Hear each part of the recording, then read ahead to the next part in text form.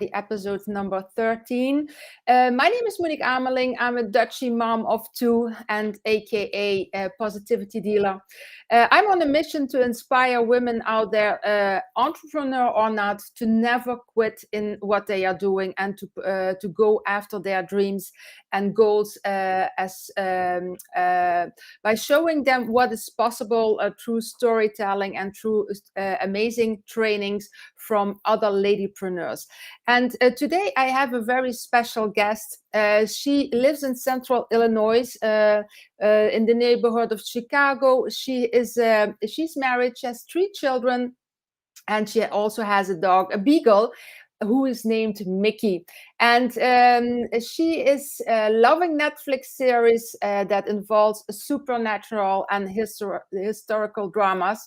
And her favorite book is It's Not About Your Money by Tosha Silver. I asked her if she has a favorite quote, and she said, yes, what you seek is seeking you. So with no further ado, I want to add to the stream Kate Varness, who is going to teach you how important it is to organize your notes for your business so you can really have that growth in your business that you are seeking for. So I'm going to add her to the stream. And there she is. Hi, Kate. How are you? Hello. I am delighted to be here. Welcome, and thank you for accepting the invitation. So, like I said, you are an entrepreneur, a mom of 3, with a lovely dog, a lovely beagle. I love those dogs. Tell us a little bit more about you outside of what I already told the audience. So I have a passion for helping creative solopreneurs. So this means if you have a Niagara Falls level of creativity and ideas that you are constantly writing down, you're the person I want to work with. And I can help in a way that allows you to find that system that's easy. To me, it's the easiness of it. The ease is so important because, like you want to promote positivity and encourage people. When we're feeling like we're motivated and on the right track, that's when we get more done. And so whatever it takes to accept oneself and one's natural ways of doing things, I am all for it.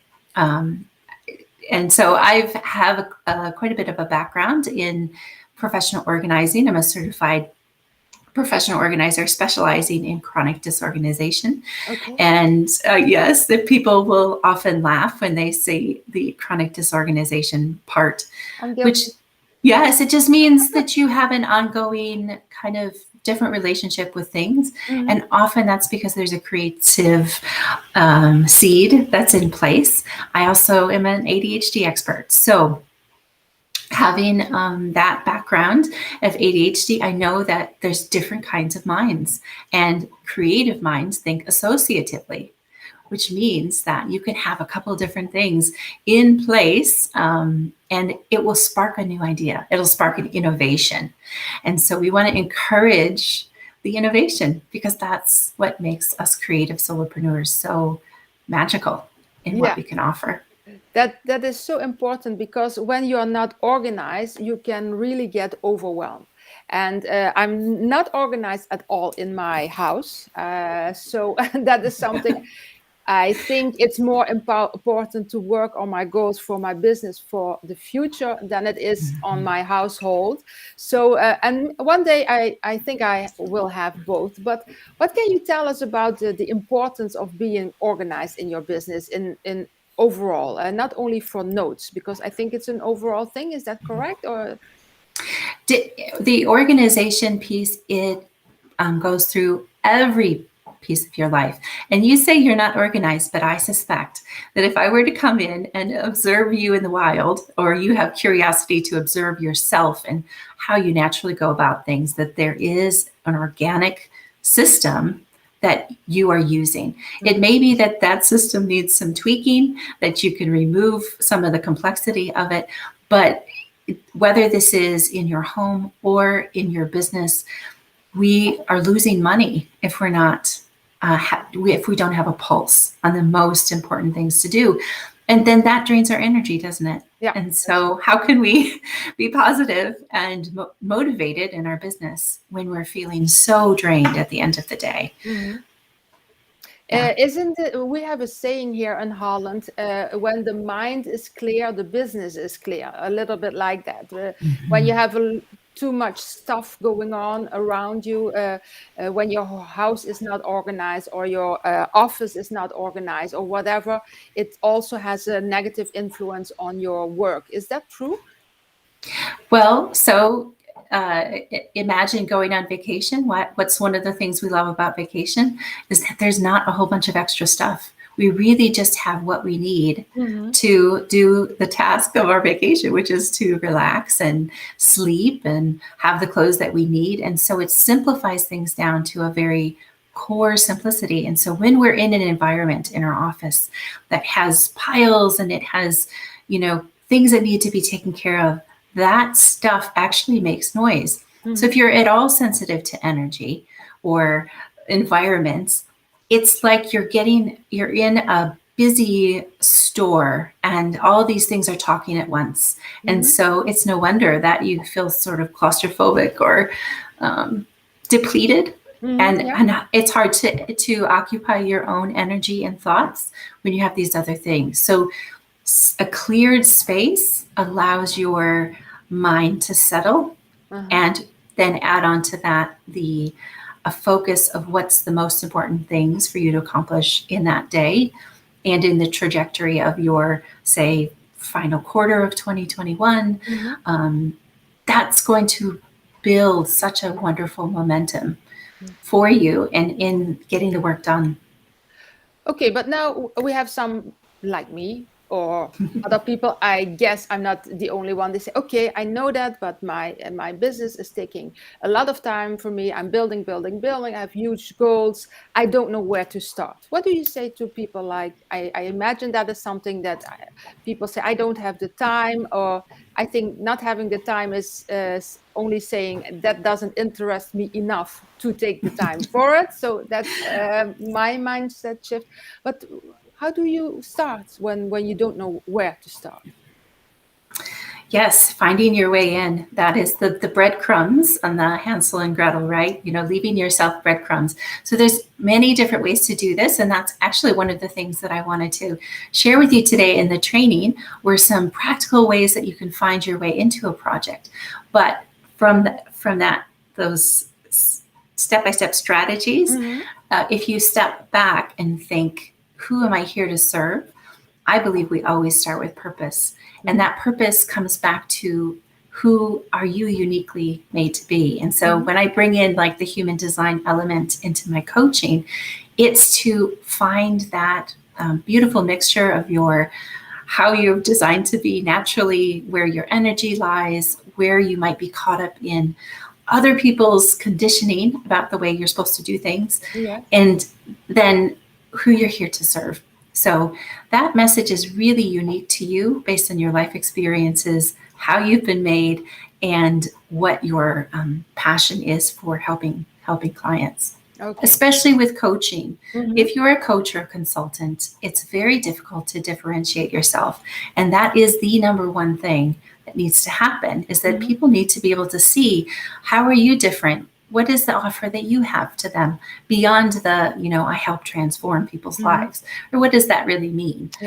So getting specific is such an important piece. And if you are able to then go through what's available for you with your papers and your subjects and, all the wonderful notes you may have taken on books that you've read, and pull it forward into, this is my unique message, that's how you get organized. There's an organizing principle there. And it's not just, this is the proper way to have a business. It's, I'm funneling all of this information to a purpose that is then serving my clients. So that's the efficiency. Can you see where I'm going with that? Yes, I totally get it. But does that also mean that you can, because before this interview, before your training, we talked a little bit, we got to know each other a little bit. And I asked you, okay, I have such a pile of notebooks, because I love notebooks. When I'm in a store with notebooks and pens and pencils and markers and so on, I can spend a lot of money. I love that. But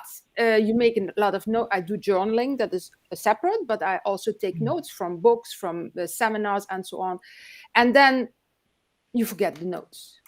Is that something that you, because I think we are talking about feelings, about the energies surrounding us.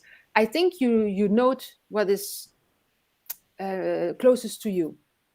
You take notes about things that resonate with you. So I can imagine then that what's in your notebooks, that is really something that how do you understand where I want to go to? That all those things from years ago and now can maybe be put together. Is that something that you exactly? And that's what I say. There's gold buried in those notes, trapped in those notes. And so finding the gold is such a important task as a business owner. It may not be the most urgent task, right? So we've got all these urgent things coming in and grabbing our attention. I need to connect with that person and follow up here and do this thing and that thing. And so those golden ideas are sitting there in the big pile of notebooks, and they're not really serving you in your business in the expansive way that's going to make you into the thought leader that you might desire to be. But I have to say, congratulations to you on choosing a single notebook, because if I have one tip for people watching today that will help them to make that next step, if they have like the backs of envelopes and Post-it notes and all of this loose paper that's all over the place, that's causing them to feel very pulled apart, just give it a try. Select one notebook and start to list your everything that happens. And yes, wonderful. See, in one notebook, but make sure that you're dating it. What's the context, right? Yeah. So, and then you can go back, and it's almost like an archaeological dig.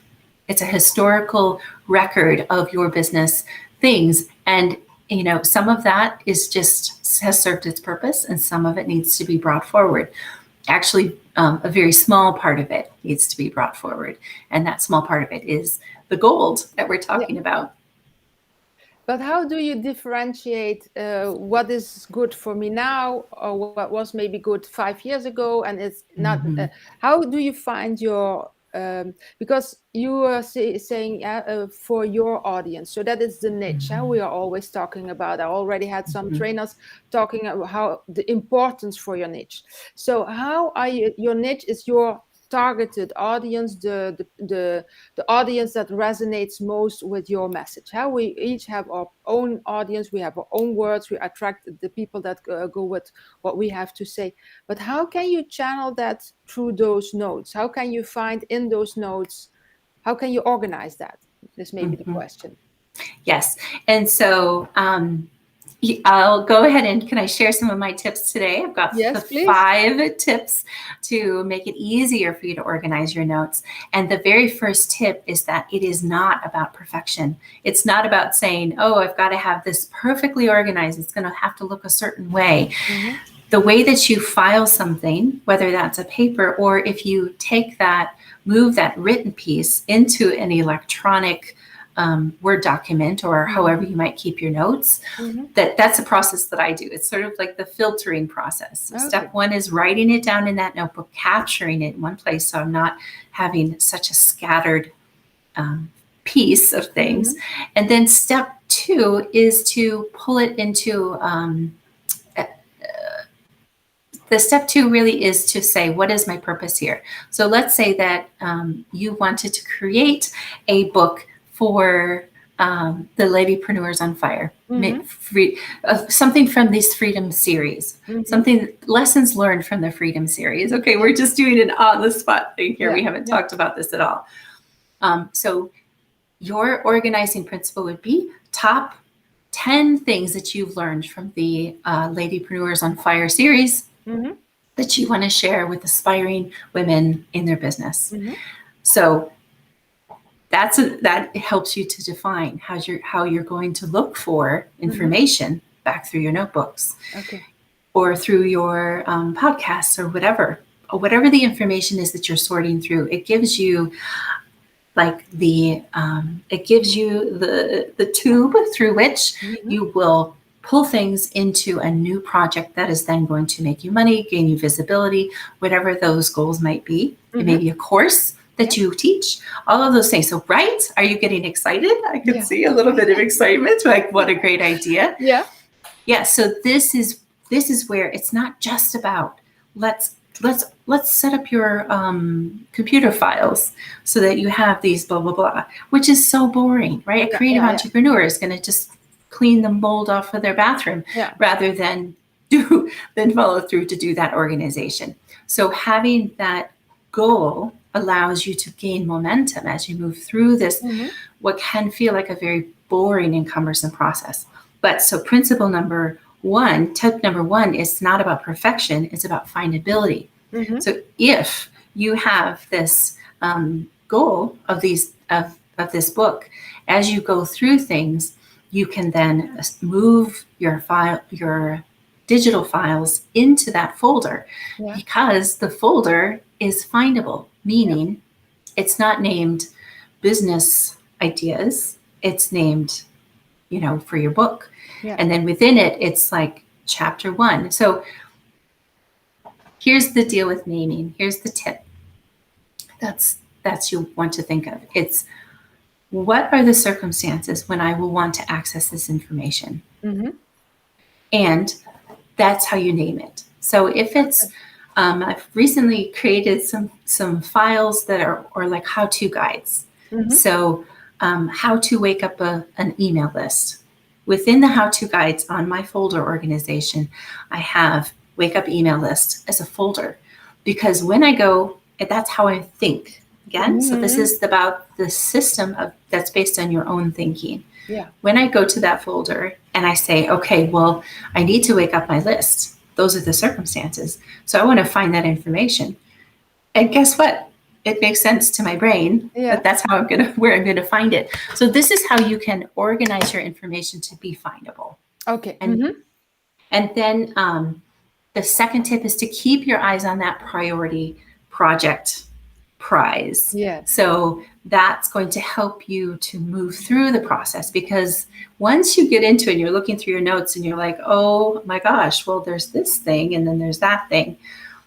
That's when you need to get into this truth-telling mode of, am I really going to do something with this? Is this done? Has this served a purpose? Is this or is this for a future time that's not now? So finding that, finding what's right for you now is a part of the sorting process as well. But that also means that your notes will stay golden nuggets, because you can have your email list file organized. But when you go through your notes, you can spark other ideas for other subject books, courses or whatever. And then you do that. The next time you go to your notes again and you take out exactly what you need for that other stuff. Is that what you're saying? So you could do that. You could keep your notes intact and then use them as sort of a resource library, like I love metaphors, so forgive me if this is too creative, but hopefully it's not. I think you could think of that like a well that you come to for your water. So these notebooks are your well. So you can return to them. And what is the Greek philosopher who said you never step into the same river twice? Because it's the same river, but you're a different person when you step into it. So as you return to these notebooks, which are your well of inspiration, you're a different person at a different stage in your business. Now, you can also go through and release the paper that has served its purpose for you, and then bring it forward. So if it is something that you're feeling in your sort of intuition, that this is something I want to do something with next, you might then pull just that snippet into, say, a Word document, and then begin to gather the ingredients for that future recipe. So that way you can get rid of some of the paper in the notebooks, which in an energetic flow allows you to make space for new blessings. Because you cannot, if I were to give you something and your hands were closed, you will not be able to receive it because there's no So you clean up the availability. books then.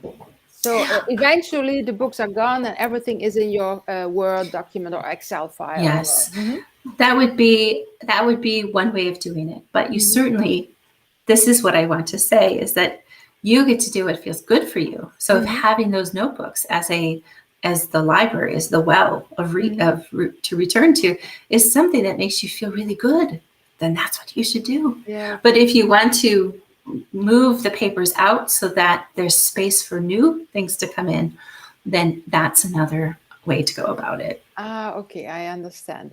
Perfect. So that was tip number 2. This is the second tip. And the third one is that the only fix that you have, the only way you can fix the problem is by accepting your natural tendencies. Meaning, there are people out there who feel bad about taking notes all the time.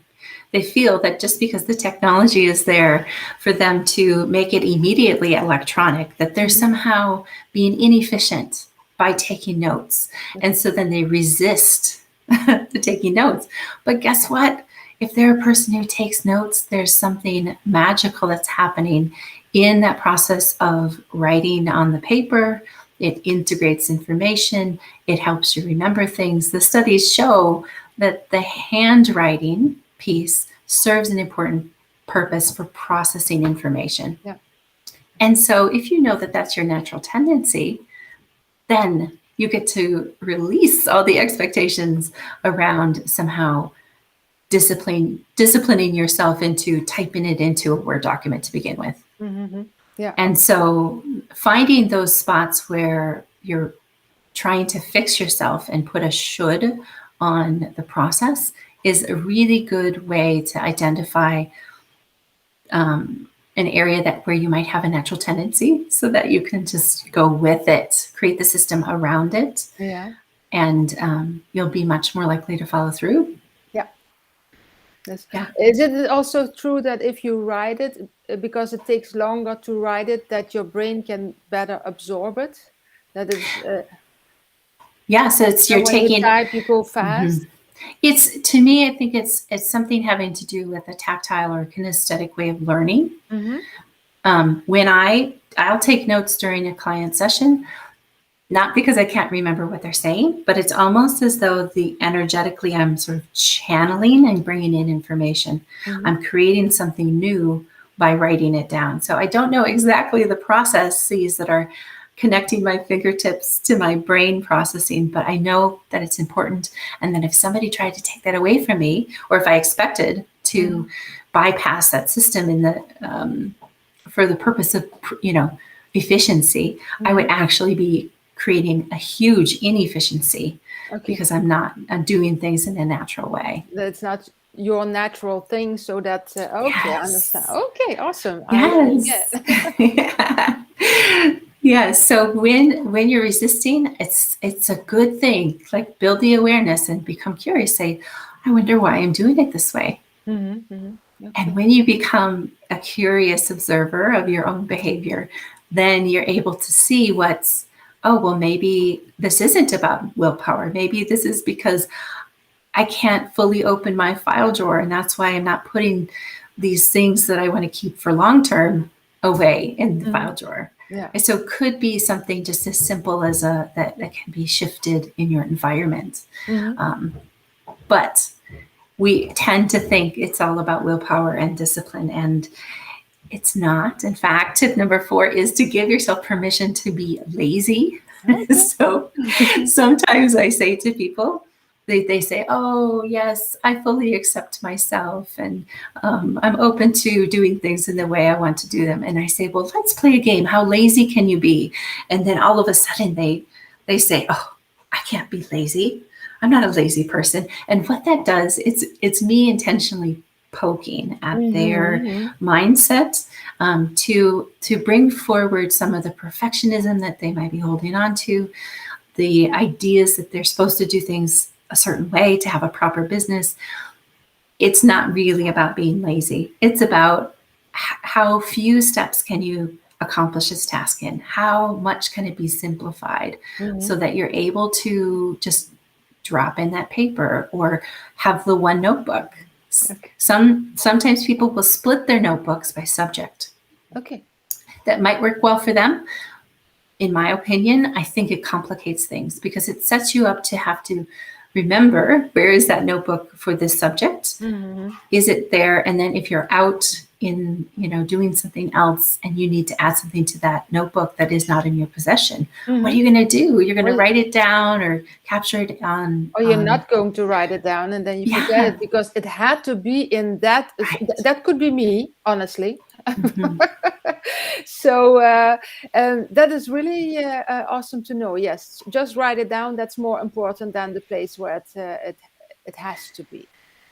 Right, but even just deciding that you're going to have one notebook that you, like you're doing, you have lots of notebooks, but having one notebook is a central location, and you can, before you leave the house or whatever, you can sort of pat yourself down and say, do I have the notebook? Do I have my phone? Do I have my keys? It just becomes one more piece that you're always having with you, and that's a way to cultivate the habit that allows you to have a capture on the information flow. Did you read the book 3 Feet from Gold from... No. It's from the 𝗴𝗂𝗀𝗃 Hill organization, and this Sharon Lechter who wrote it together with Greg Reed. And Greg Reed in this book learns to take a notebook with him all the time. And when I read that, I started doing that. So I also always have, like you say, my phone, a little notebook with a pencil in it, a beautiful notebook, a golden pen. And when somebody says something interesting or a quote or whatever, I write it down. So and then you can go through it, and it sparks also ideas. So that's a great idea. Thank you. Yes. I love the golden pen. Yeah. This is a thing that, the beautiful notebook, the golden pen, these are just the sensuous details that we can bring into our life and have pleasure with it. Yeah. Yeah. It's important too, because we forget a lot of golden nuggets. So that's so important about this video, that I can go through it again and again, and also for the people that they can write down, because you can listen to it once, but if you listen to it twice or even 3 times, every time you hear something new, and that resonates with you at that moment. So that's important. So, and your 5th tip.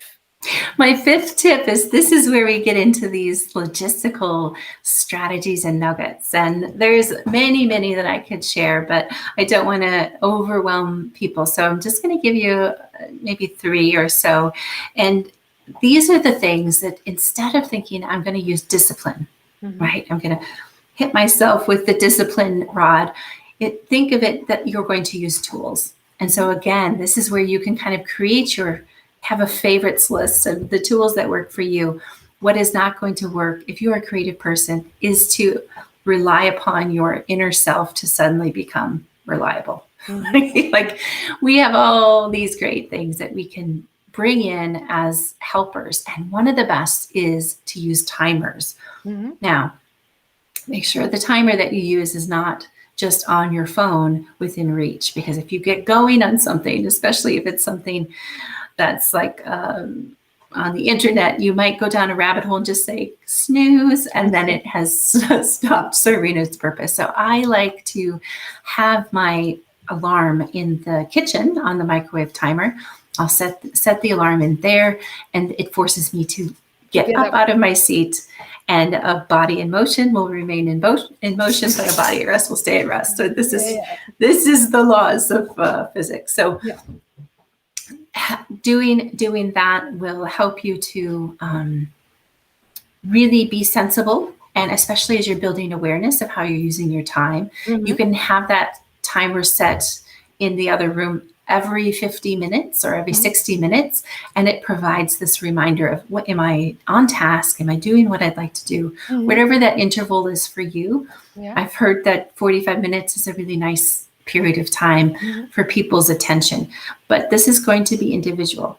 Using the timer, especially in a short interval like 15 minutes or 10 minutes, allows you to do a sprint of activities on perhaps something that you're not excited about doing, or that you may be intimidated about getting started. And so for 10 minutes, I'm going to reply to emails to blah, blah, or I'm going to make phone calls to schedule this or that.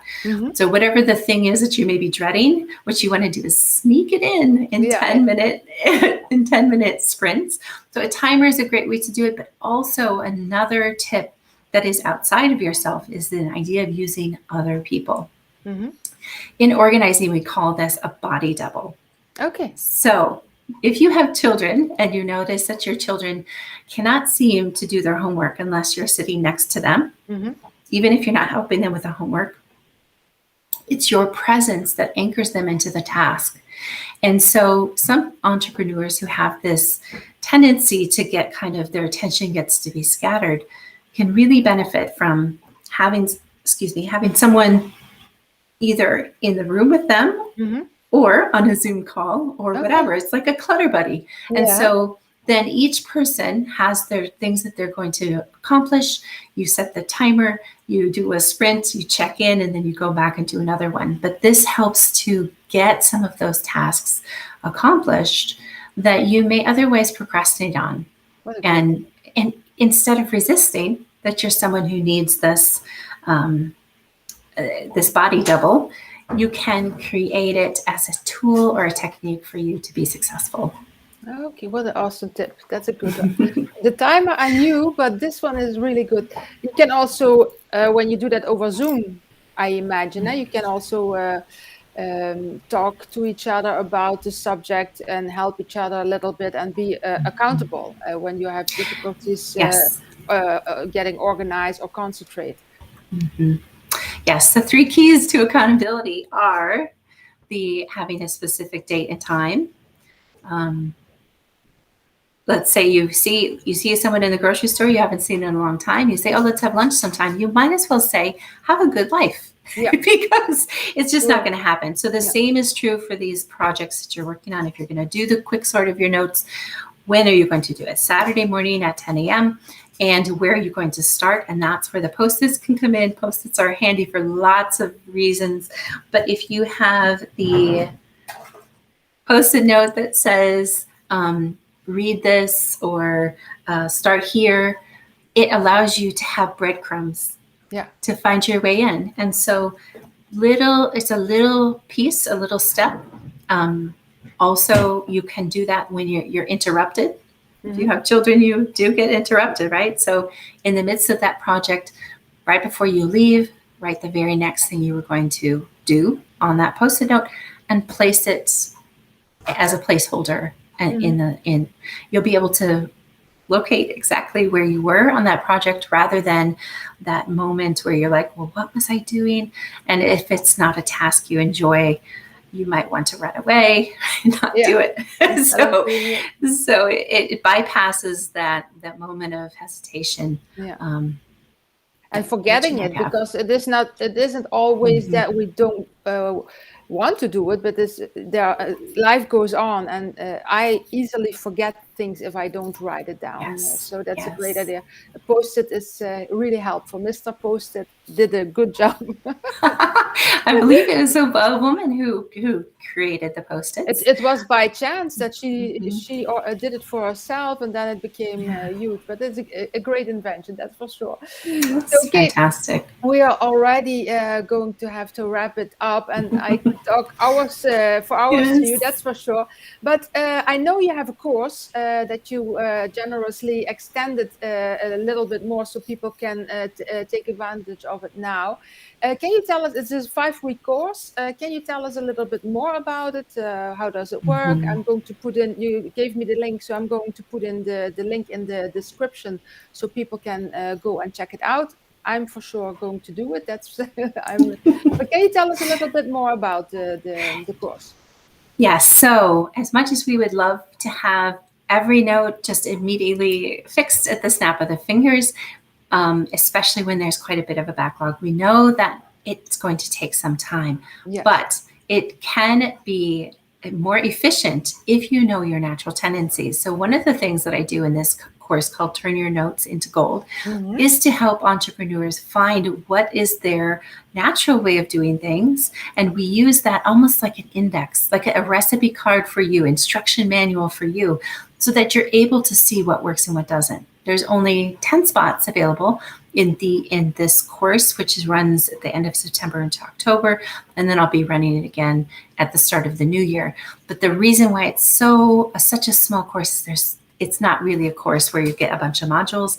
This is a program where you receive one-to-one attention, lots of good coaching and observation opportunities, as well as on-the-spot strategies that make sense for you. So it's very, very custom, because my goal is to help you solve the problem at the root, so that you'll be equipped to do it again and again and again in a way that feels easy and not horrible. So I take people through, how do you find that priority project? That's week 1. And then we do the quick sort. How do you do that? Then we do preserve or purge. So that means, do you keep it or not? And then if you keep it, how? And then the 4th week is about propelling it forward. So this is about the time management things that will help you to make it into a reality, the accountability piece.